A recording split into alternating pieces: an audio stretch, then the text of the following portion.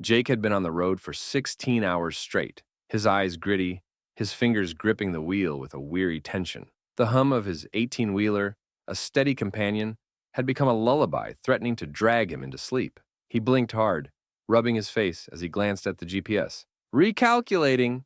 The screen flickered, the soft glow of its blue interface glitching, before rerouting him onto an unfamiliar stretch of highway. A shortcut, it claimed. Jake hesitated. He had never heard of Old Creek Road, but shaving an hour off his haul sounded like a gift. With a sigh, he turned onto the narrow, winding path, darkness swallowing him whole. The further he drove, the more the world outside his windshield became wrong. The trees pressed closer, their gnarled branches stretching toward the road like fingers. The air grew thick, damp, suffocating. The highway behind him faded, eaten by the night, as though he had driven off the edge of the world. The first time he noticed the red barn, he didn't think much of it. A rundown shack half collapsed with rot. But 10 minutes later, when he passed the same barn again, his stomach clenched. He checked the GPS. It was frozen. He gritted his teeth.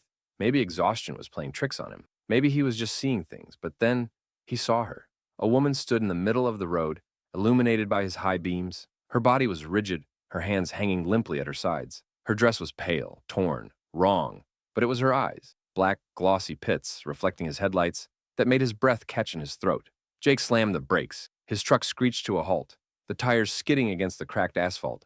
He sat there gripping the wheel so hard, his knuckles ached. The woman didn't move, didn't flinch. And then, she was gone. Not a single trace of her. The road ahead was empty. Jake's pulse thundered in his ears as he peeled away, his foot pressing down harder than necessary. He had been driving too long, too tired. That was the only explanation. But as the minutes passed, the red barn appeared again, and when he glanced at his side mirror, he saw her standing at the edge of the road, staring, unblinking. His hands trembled as he grabbed his CB radio. Static. He tried his phone, no signal. The road stretched ahead, endless and unfamiliar. He tried to turn back, but the highway twisted into itself, leading him in circles. Every sign, every landmark, repeated. The red barn, the woman, the barn, the woman. Somewhere between the endless loop of madness, his radio crackled to life. Jake! The whisper was faint, barely a breath, but it came through the speakers as clear as a gunshot. His blood turned ice. Jake, you're almost home! A glance at his GPS revealed nothing but a pulsating blue dot, hovering in a void. Sweat trickled down his back as he pushed the truck harder, his headlights cutting through the suffocating dark. He didn't know how long he had been driving, but when the gas station appeared on the horizon, he nearly sobbed in relief. It was the first new thing he had seen in hours. He pulled into the lot, killing the engine. The building was old, abandoned. The windows were shattered. The sign above it half hanging, the letters long faded. Jake climbed out, his boots crunching against the gravel as he approached the door. A chill ran down his spine. There was something familiar about this place. Through the grime-covered glass, a missing person's poster was taped to the inside of the window. His stomach twisted as he stepped closer, the faded ink barely legible beneath years of dust. Jacob Hendricks, missing since 1987. His breath hitched. The photo was of him. He stumbled back, chest heaving, his pulse hammering so loud it drowned out everything else. His reflection in the glass, it wasn't his. The face looking back was older, gaunt, hollowed out with time, but the worst part? Its lips curled into a smile. Jake spun, heart slamming against his ribs as he bolted for his truck, but it was gone. The lot was empty. No tire tracks, no sign he had ever driven there at all. Just the wind howling through the hollow station, carrying whispers of a name he no longer remembered. Months later, a trucker passing through Old Creek Road spotted an abandoned 18-wheeler idling by the roadside, its engine still humming. There was no driver, just a woman in a pale dress, standing beneath the glow of the headlights, waiting. Mark Evans had been in real estate for almost a decade. He had sold houses with mold issues, homes where people had died, even places rumored to be haunted. None of it ever fazed him. A house was just a house. Walls, floors, a roof, and a price tag. So, when his boss handed him the file for Blackwood Manor, an abandoned estate miles from the nearest town, he barely skimmed the details. The last owner, Richard Holloway, had vanished without a trace years ago. No one had lived there since. The agency wanted the house sold, but there was one problem. Every appraiser sent to evaluate the property had refused to go back. Mark took the job without a second thought. The drive took longer than expected. The road leading to the house wasn't even on his GPS, and his phone lost service miles before he arrived. He followed an overgrown driveway winding through dense, silent woods. The deeper he went, the more he felt an unsettling pressure in his chest, like he had crossed into a place that had been forgotten by time. When the house finally appeared, it sent a chill down his spine. It wasn't in ruins like he had expected. Instead, it stood perfectly still, untouched by time, as if waiting for him. The front door creaked open before he even touched it. Inside, dust covered the furniture, but something felt wrong. The kitchen table was set with rotting food on the plates. A coat hung on the chair. Upstairs, the bed was unmade, sheets pulled back, as though someone had just risen. It was eerie, like the owner had left in a hurry. But where had he gone? Mark checked himself in the hallway mirror. For a moment, he swore his reflection was delayed, as if it took just a second too long to mimic his movement. He frowned, shaking it off. He heard a creak from upstairs. His breath hitched. The air suddenly felt thick, heavy, pressing against him. "Hello," he called. No answer. He slowly climbed the stairs. The wooden steps groaned under his weight, each one making him more aware of the absolute silence in the house. He walked down the long hallway, glancing into rooms with dust-covered furniture and peeling wallpaper. He tried to convince himself that the noise had been the house settling, but then he saw something odd. At the end of the hall, a door was locked. It was the only door in the house he couldn't open. That night, as he continued his inspection, things got worse. The hallways felt longer than before. The bathroom, which he had used earlier, now opened into a pitch-black corridor he had never seen before. The whispers started soon after, faint at first, barely more than a breath. His name, Mark. It came from behind the walls, beneath the floorboard and the vents. He tried to leave, but the front door was gone. Where it had been was now a blank wall. His pulse pounded in his ears. He scrambled for his phone, but the screen showed nothing. No signal, no time, just a black void. A creaking noise came from the staircase. Mark turned slowly. A figure stood at the top of the stairs. At first, it was just a shadow, a vague, human-like shape against the dim hallway light. Then it shifted, a footstep. The whispering grew louder, curling through the air, like unseen fingers wrapping around his throat. Mark stumbled backward. He had to get out. The locked door at the end of the hallway rattled violently. With no other choice, he threw himself against it, the wood splintering as he forced his way in. Inside, he found a small, candle-lit room. The walls were lined with mirrors. He froze. His reflection didn't move. The figure in the glass stared at him with dark, hollow eyes. Slowly, it smiled. A hand gripped his wrist, but it wasn't coming from behind him. It came from the mirror. Cold fingers clawed at his skin, pulling him forward. He struggled, screamed, but the grip was unrelenting. The reflection yanked him inside, dragging him into the suffocating darkness beyond the glass. The candlelight flickered, then nothing. Days later, another real estate agent was sent to Blackwood Manor to finish the appraisal. The front door stood open, waiting. Inside, the house remained untouched, undisturbed. But now, on the wall, among the dust-covered photographs of previous owners, there was a new picture. Mark Evans, standing in the upstairs window, smiling. Laura had heard the rumor, the whispered warnings about the abandoned town that had once thrived along Route 59. People said it was cursed, but she didn't believe in those kinds of stories. It was just an old ghost town, right?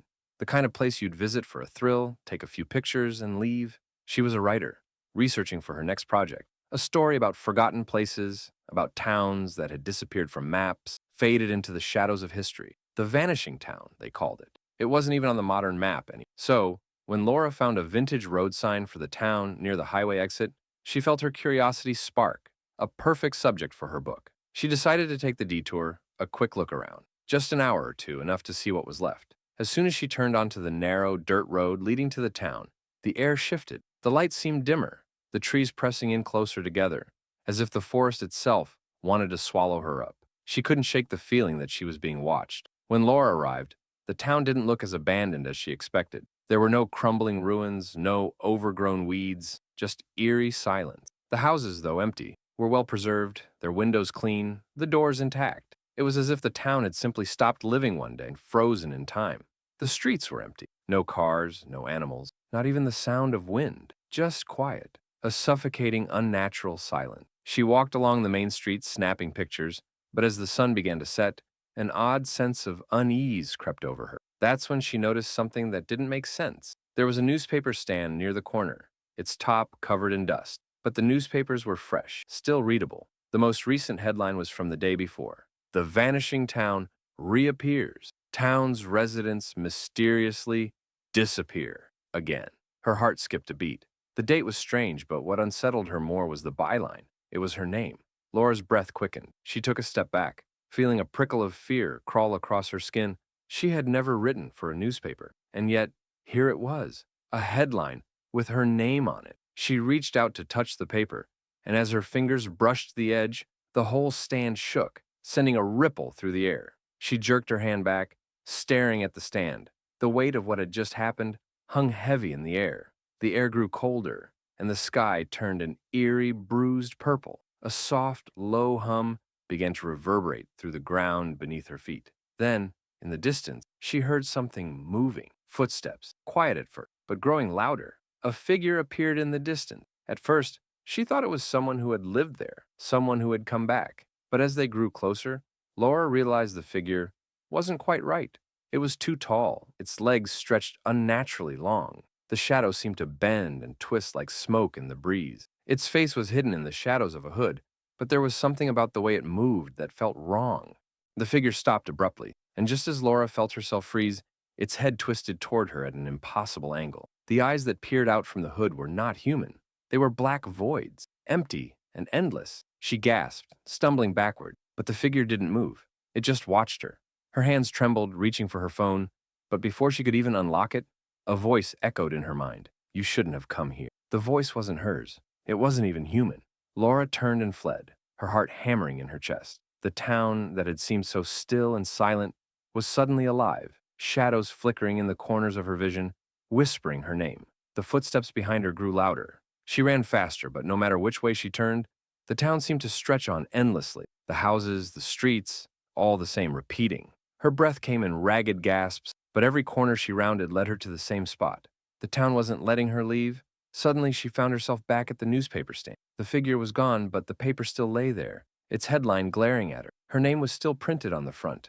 Laura stumbled backward, shaking her head, her mind racing. What was happening? She turned again, running faster, desperation clawing at her. But as the sun dipped below the horizon, the last remnants of daylight fading to twilight, she felt the weight of the air pressing in around her. The footsteps were gone. The town had stopped. A soft, gentle voice whispered from the shadows. You're one of us now. Before she could react, everything went black. When Laura woke, she wasn't alone. She stood in front of the newspaper stand once more. The eerie newspaper headline was the same as before, but this time, a new addition had been added. The vanishing town claims. Another victim, Laura Carter, missing, presumed gone. Her picture was at the top of the page, and beneath it, in a different font, was a sentence that sent a shiver through her bones. She will never leave. No one leaves. And in the distance, she could hear the hum again, the footsteps. The town was waiting, waiting for her to vanish, just like the others.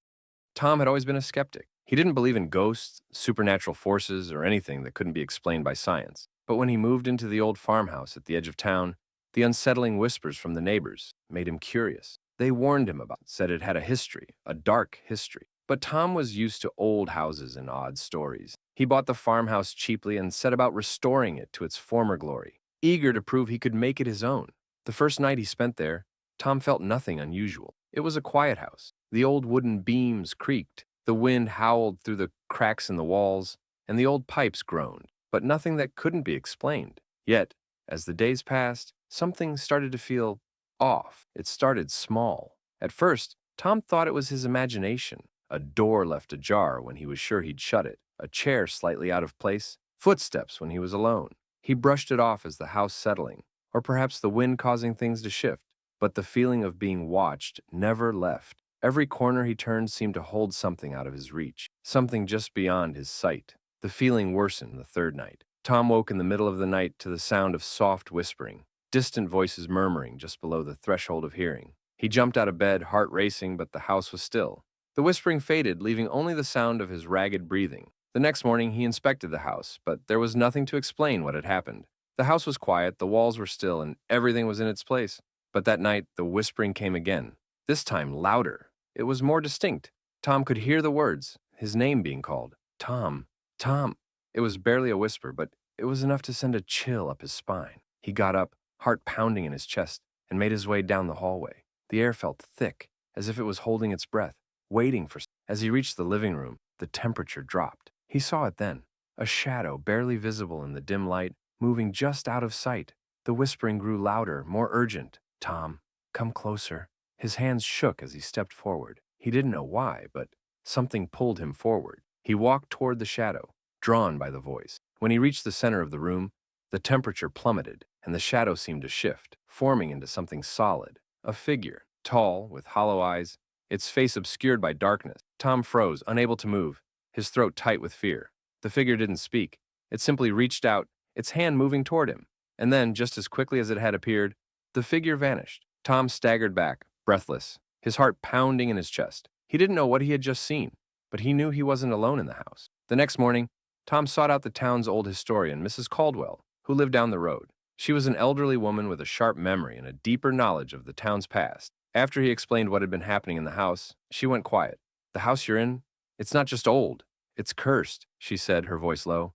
"There's a story, you see, a family that lived there once, many years ago. They were, well, let's just say they weren't what they seemed." She told him of the Holloway family who had lived in the farmhouse in the 1800s. They were known for their strange rituals and unexplainable behaviors. The town had grown wary of them, especially after people started disappearing.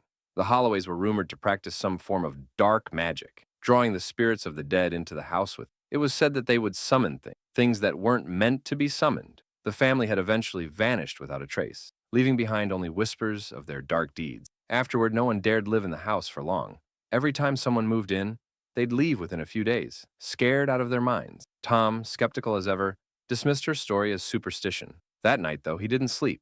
The whispering returned, louder this time, filling every corner of the house. "Tom, Tom, come closer." It was the same voice as before, but now it wasn't just one. There were many voices, whispering in unison. He didn't know how, but somehow they had found him, drawn to him. He had to get out of there. He couldn't stay. But as he ran for the door, he felt it, a force, cold and sharp, grabbing his ankle. He looked down in terror to see a hand, pale and decaying, wrapped around his leg. The whispers grew louder, more frantic. "Stay with us, Tom. Stay." Panicking, Tom kicked his leg free, running toward the door.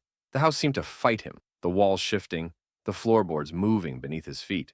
But he reached the door and broke free into the night air, gasping for breath. Tom didn't sleep that night. He didn't sleep the next or the next. The whispers continued, pulling at his mind, calling to him from the house. They grew louder, more desperate, until one night they became deafening. "Tom, Tom, come home." And that's when he saw them. Figures standing in the windows of the farmhouse, their faces distorted, twisted by the darkness. He could feel their eyes on him. He could feel the cold, dead hands reaching for him, dragging him back into the house. Tom ran until he couldn't breathe anymore, but he never left the town. He couldn't. Something had followed him. A week later, Mrs. Caldwell was found dead, her house empty, with nothing but a note written in blood on the wall. "Tom is home." Tom's house stood silent again, waiting for the next victim to wander in, drawn to the darkness that called out from within. No one else dared to go near it, but every night, from the edge of town, a distant whisper could be heard, echoing through the air, waiting for someone to listen. Ella had never liked taking the bus late at night, but after an exhausting shift at the diner, it was her only option. Her apartment was too far to walk, and the city's bus system ran frequently, even in the dead of night. She knew the route well. The same passenger, the same stop sign. She always felt safe, even though the city's streets could be unnerving in the dark. But tonight felt different. From the moment she stepped onto the bus, something was wrong. The bus was unusually empty, with only a few other passengers scattered around. The air inside the bus felt thick, suffocating, and the streetlights outside cast long, flickering shadows across the pavement. The hum of the bus's engine sounded too loud, too ominous, as if it was trying to drown out something she couldn't hear. Ella found a seat near the back, trying to shake off the sense of unease that had settled over her. The driver, an older man with graying hair and a tired expression, glanced back at her in the rearview mirror. His eyes were blank, unfeeling, like they were too tired to care about anything. As the bus made its way through the city, Ella noticed strange things. The streetlights flickered more often than usual. Some houses appeared to have their lights on, but they were eerily silent, like no one was home. People she'd never seen before appeared at the bus stops, shadows that lingered in the corners of her eyes. She could have sworn they were staring at her. Their eyes were vacant, almost lifeless, as though they were waiting for something. The bus made its usual stops, but the passengers didn't seem normal. They were too still, too silent. One woman near the front of the bus sat with her head down, clutching a purse tightly to her chest, never moving. A man across from Ella stared out the window, but his reflection in the glass didn't match his movements. It was as if he wasn't really there, as if his reflection was stuck in time. Ella's unease grew with each passing block. The bus driver seemed unfazed, as though he didn't notice the oddities around him. She reached for her phone to call a friend, but the screen was completely black. No signal, no power. The bus began to slow, and Ella looked out the window. The streets looked unfamiliar, the buildings darker, more dilapidated. The neighborhood had changed. She was no longer in the city. She wasn't even sure where they were anymore. She glanced nervously around at the other passengers. The bus stopped at a desolate station. The platform was empty, and the lights flickered erratically, casting distorted shadows across the cracked concrete. The bus driver didn't look back as the doors opened. One by one, the passengers began to stand. They moved in a strange, unnatural manner, like puppets on strings. Ella's heart began to race. She had to get off the bus. This wasn't right. But when she moved toward the door, she froze. The driver hadn't moved. He just sat there, staring straight ahead. The door didn't open. Ella pressed the button, but nothing happened. Panic surged through her as she turned toward the other passenger. They were all staring at her now, their eyes lifeless, their faces blank. The woman who had been sitting at the front slowly turned her head toward Ella. Her eyes were completely black, no white, just a deep, endless void. She opened her mouth, but instead of a voice, a horrible guttural sound escaped. It was like 100 whispers, all saying the same thing. "You're next." The man across the aisle twisted his head too far around, his neck cracking with each movement, until he was looking directly at Ella. His lips parted, revealing rows of sharp, jagged teeth, and he grinned, showing her a mouth that was far too wide for a human. Ella se levantó de sus pies, su corazón latiendo, pero antes de que pudiera alcanzar la puerta, una mano fría y viscosa agarró su muñeca. She twisted in fear, but the hand was too strong, pulling her toward the front of the bus. The passengers, now all standing, began to shuffle forward, surrounding her in a circle. Their eyes were dark and empty, staring at her, hungry. "You shouldn't have gotten on." The bus driver finally spoke, his voice low and hollow, as though it wasn't even his own. "We don't let people off once they've boarded." Ella gritó, tratando de soltar, pero no había remedio. She felt herself being dragged toward the rear of the bus. As she struggled, the other passengers closed in, their hands reaching for her. She kicked and fought, but the bus seemed to stretch on, the aisles growing longer, the walls closing in around her. The bus wasn't just a vehicle anymore. It was a prison, a trap. The seats weren't seats. They were holding cells. The windows were reflections of the dead. And the driver? He wasn't a man at all. He was the one leading them all, herded like cattle toward an unseen fate. The last thing Ella saw was the city, now miles behind her, growing smaller and smaller in the distance. The faces of the passengers blurred into grotesque, featureless masks. The bus accelerated faster than any vehicle should go, and the lights outside blurred into streaks of white. Then everything went dark. The next morning, the bus route was listed on the schedule again. A new set of passengers would take the same ride. Some would get off. Some would stay. But there was always room for one more. The bus would always find its new riders, but there was never a guarantee they would ever return. And somewhere, deep in the city, there was a bus stop where people waited. People who didn't know what happened to those who disappeared, waiting for the next fateful ride. It was a rainy evening when Jason bought the antique mirror. It was tucked away in a dusty corner of the local flea market, nearly hidden under piles of old furniture. The mirror was large, framed in dark wood with intricate carvings. The glass was cloudy, but Jason thought it had character. He liked the idea of owning something with history, something with a story.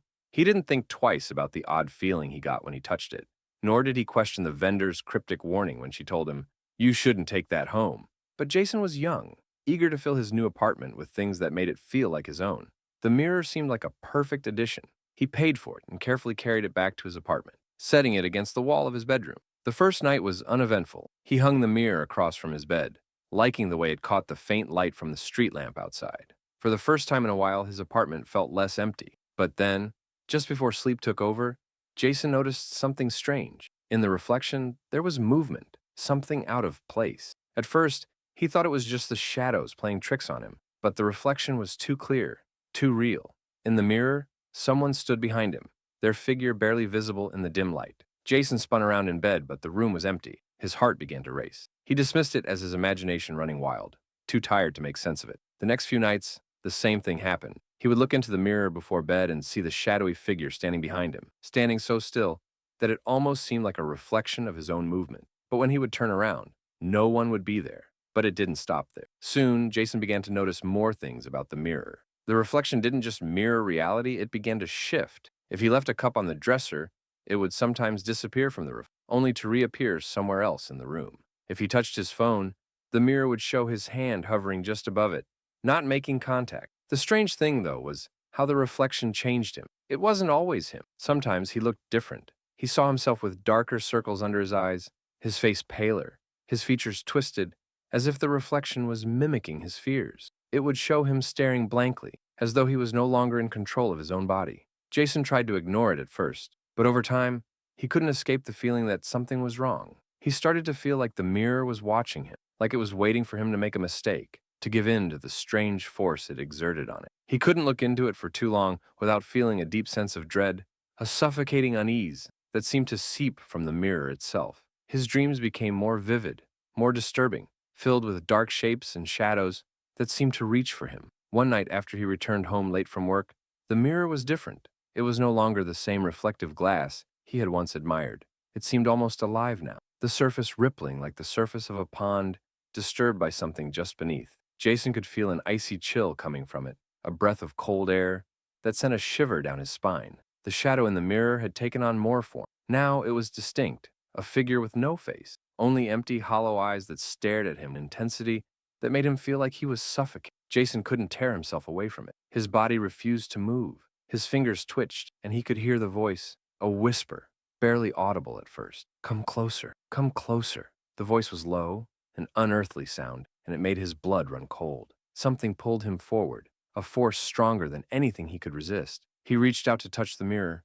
The instant his fingers brushed the glass, everything went still. The reflection changed. Jason saw himself trapped on the other side of the mirror, banging against the glass, desperate to get out. His own reflection looked alive, but he felt numb, as though the mirror was sucking the life from him. In his reflection, he saw the figure, the one with hollow eyes, step toward him, its cold hand stretching out to touch his face. He screamed, but no sound came out. He tried to pull away, but his body wouldn't move. His own reflection smirked back at him, its eyes dark and knowing, as if it had been waiting for this moment all along. The figure reached out, and the mirror swallowed him. Jason woke up hours later, disoriented. He was no longer in his room. The world outside the mirror was different, darker, colder.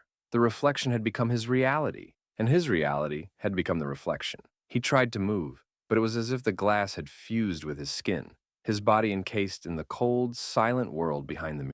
It was then that he saw the faces of others who had been trapped, their eyes wide with terror, their mouths open in silent screams, all pressing against the glass from the other side. Jason reached out, but he couldn't touch them. They were too far, too unreachable. And then, in the distance, he heard it, a whisper, "Welcome home." Outside the mirror, nothing changed. His apartment remained as it always had. The rain continued to fall, but the mirror was no longer empty. It was full. When Emily moved to Bellwood Road, she thought it was a fresh start.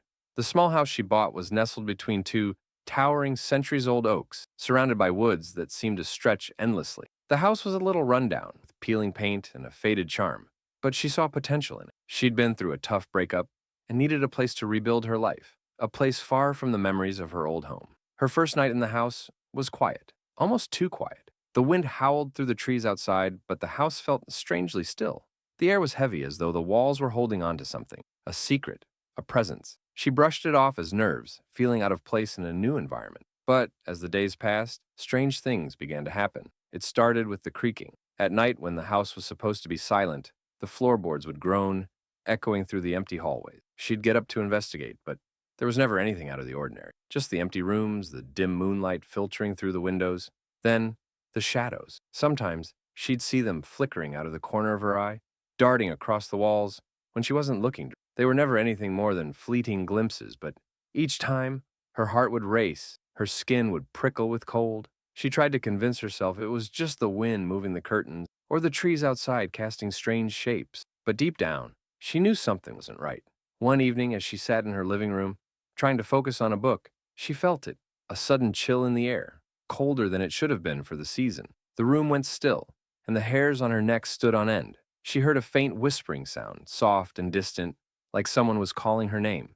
"Emily, Emily dot dot dot." The voice was unmistakable, but it came from nowhere. It wasn't her imagination. She was sure of it. She tried to shake it off, but it happened again the next night, and the night after that. Every time she heard the voice, the room grew colder, the shadows darker.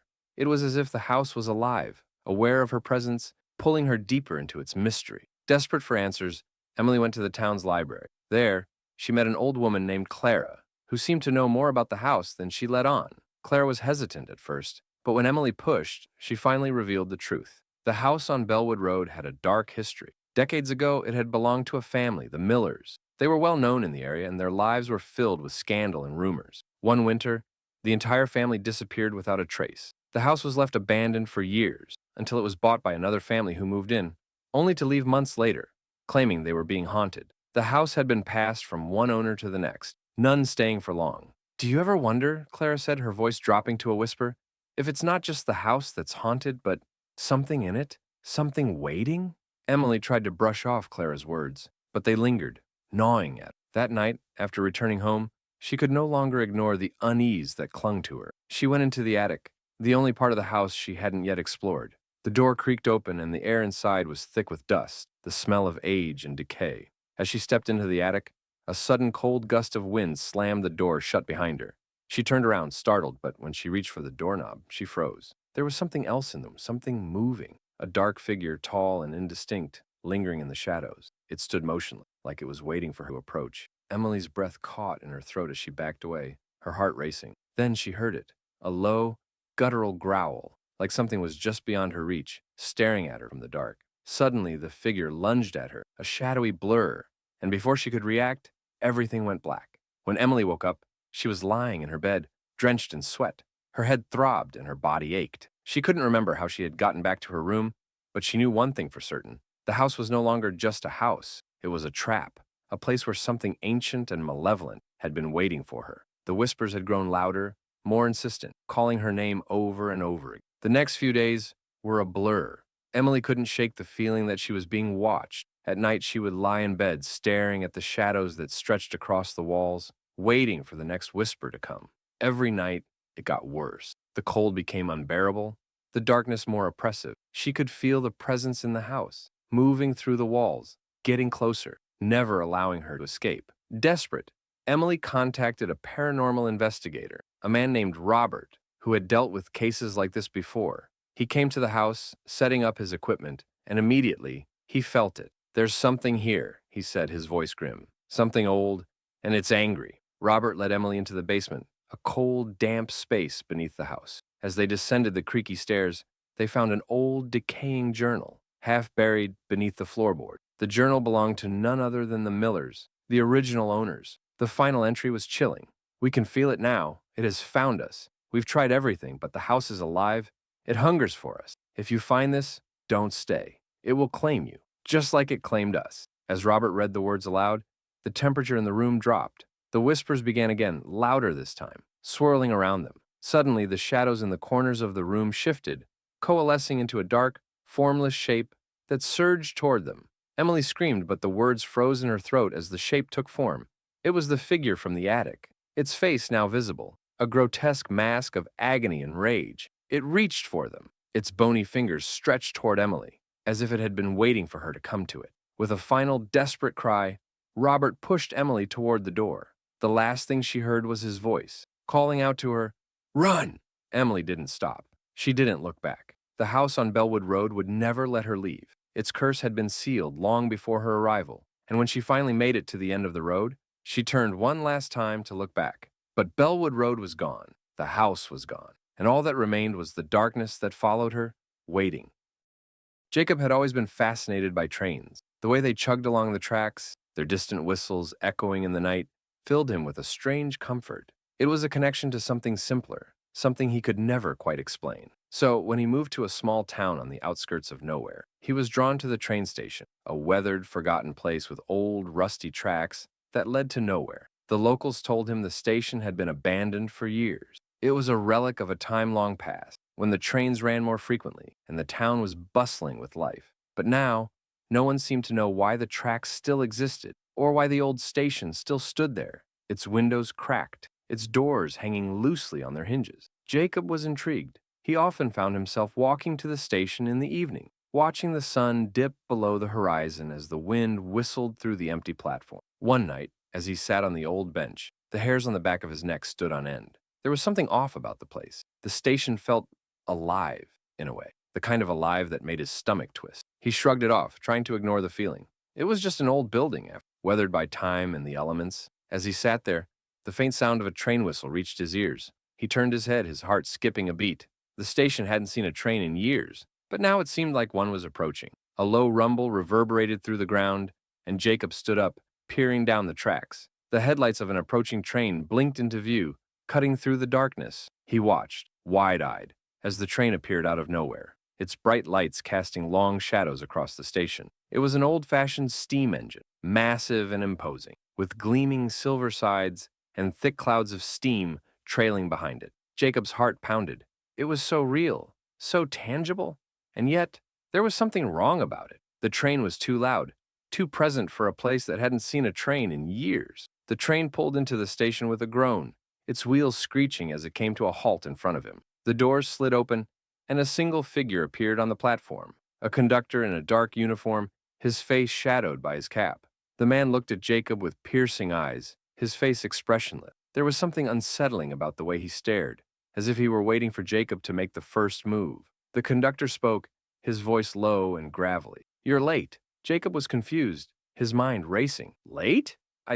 I didn't know there was a train. I wasn't expecting anything." The conductor's eyes narrowed. "The train doesn't wait. You should have been here sooner." Jacob felt his throat tighten. He wanted to leave, to run, but his feet were rooted to the spot. He glanced at the train at the open door, and for a moment, something whispered in a voice soft and enticing, urging him to step aboard. "Go ahead," it seemed to say. "You won't regret it." Before he could think, Jacob found himself stepping onto the train, his heart racing as the door shut behind him with a soft click. The interior of the train was dim, lit only by flickering lamps that cast long shadows across the plush seats. The air inside was thick with dust, as though the train had been sitting in a forgotten corner of time for decades. The conductor was nowhere to be seen now, but Jacob could feel something watching him. He moved down the narrow aisle, his footsteps echoing too loudly in the eerie silence. The air felt stale, suffocating, and yet, when he glanced out the window, he saw only blackness, a void that seemed to stretch on forever. A low hum filled the train, a sound that made Jacob's skin crawl. The train was moving, but there were no tracks beneath it, no wheels turning. It was as if they were floating, gliding through an empty world, a place that existed outside of time. The train continued its journey, but with each passing minute, Jacob felt more and more uneasy. The seats around him were now occupied, but by no one he recognized. Shadowy figures, their faces blurred and indistinct, sitting in silence, their eyes vacant, unblinking. Jacob tried to speak to them, to ask where they were going, but no one responded. The figures just stared at him, their expressions frozen as if trapped in a nightmare they couldn't escape. The train seemed to stretch on forever, its destination unclear. Jacob's mind raced, his panic rising as he tried to make sense of it all. He tried to move to the front of the train, but the further he went, the more disorienting it became. The compartments blurred into one another, the hallways twisting and warping like a maze. It was as though the train had no end, no direction. It was as if the train itself were alive, a part of something darker, something far beyond the reality Jacob knew. As he stumbled through the train, a cold, almost oppressive presence followed him. He could feel it, watching from the shadows, lurking in the corners of his vision. The whispering started again, soft at first, like the wind, but growing louder with each passing moment. "Why did you board?" the voice whispered. "Why did you come here?" Jacob couldn't escape the voice. It was inside his head now, echoing around him, telling him that there was no way out, no way back. The figures on the train began to stir, their vacant stares shifting toward him. They were not human. They were something else, something that had been trapped on this train for eternity, bound by an ancient curse. Suddenly, the train screeched to a halt, the lights flickered, and the walls seemed to close in around Jacob. He looked out the window again, hoping for a glimpse of the outside world, but all he saw was darkness. There was nothing. No station, no tracks, no light, only an endless void that stretched on forever. The door to his compartment flew open and the conductor reappeared, his eyes colder than before. "You shouldn't have gotten on," he said, his voice low and final.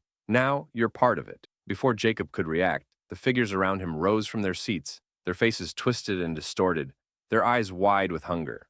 They reached for him, pulling him toward the door, pulling him toward the darkness outside. As the train began to move again, the hum growing louder, the last thing Jacob saw was the conductor's face, a twisted grin spreading across it, as the train vanished into the endless night.